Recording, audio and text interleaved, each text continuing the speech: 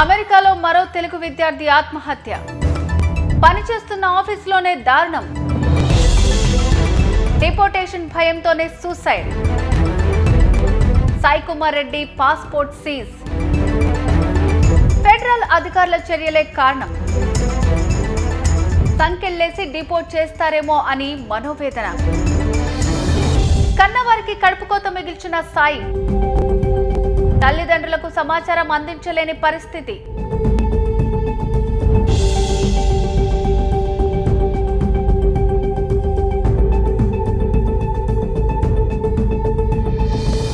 ఉన్నత చదువుల కోసం అమెరికాకు వెళ్లిన మరో తెలుగు విద్యార్థి ఆత్మహత్య చేసుకుని చనిపోయాడు. గత కొన్ని రోజులుగా అమెరికాలో నెలకొన్న పరిస్థితుల వల్లే ఆ తెలుగు విద్యార్థి ఆత్మహత్య చేసుకున్నట్లు తెలుస్తోంది.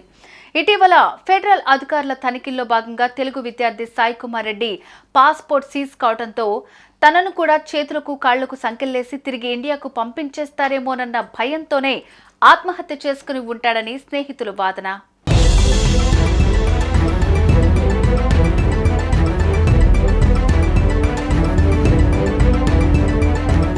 ఉన్నత చదువుల కోసమని ఖండాలు దాటి విదేశాలకు వెళ్తున్న విద్యార్థులు చాలా మంది తాము అనుకున్న లక్ష్యాలను చేరుతూ కన్నవారికి పుట్టిన ఊరికి గర్వకారణంగా నిలుస్తున్నారు. అయితే కొంతమంది విద్యార్థులు మాత్రం రకరకాల కారణాలతో ప్రాణాలు కోల్పోతున్నారు. రకరకాల భయాలతో దేశం కాని దేశంలో ఆత్మహత్యలు చేసుకుని ప్రాణాలు తీసుకుంటూ కన్నవారికి కడుపుకోత మిగులుస్తున్నారు. ఈ క్రమంలో మరో తెలుగు విద్యార్థి ఆత్మహత్య చేసుకున్నాడు. అమెరికాలోని న్యూయార్క్కు వెళ్లిన సాయి కుమార్ రెడ్డి అనే తెలుగు విద్యార్థి ఆత్మహత్య చేసుకున్నాడు.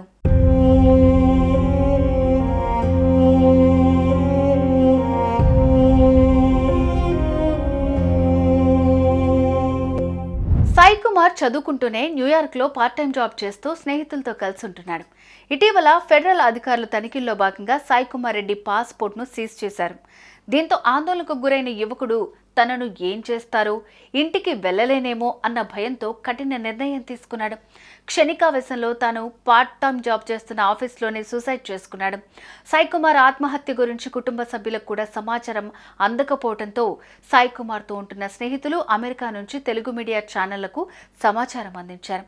తమ దగ్గర సాయి కుమార్ కుటుంబ సభ్యుల వివరాలు లేకపోవడంతో ఆత్మహత్య విషయం వారికి చేరవేయలేకపోయినట్లు చెప్తున్నారు.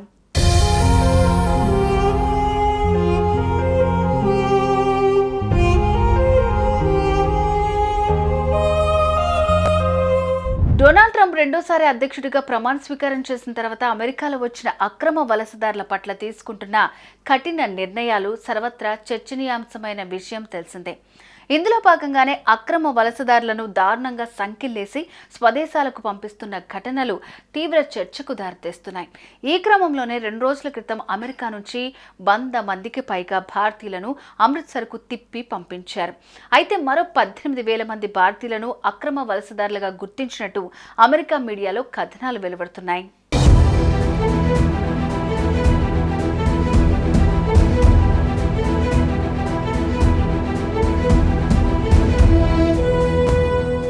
ఈ క్రమంలో సాయి కుమార్ రెడ్డి పాస్పోర్ట్ సీజ్ కావటం, దోషుల్లా సంకెళ్లేసి బలవంతంగా భారత్కు తిప్పి పంపిస్తున్న సంఘటనలు ప్రసారం అవుతూ ఉండడంతో తనను కూడా అలాగే పంపించేస్తారేమోనన్న భయంతో సాయి కుమార్ ఆత్మహత్యకు పాల్పడినట్లు స్నేహితులు చెబుతున్నారు.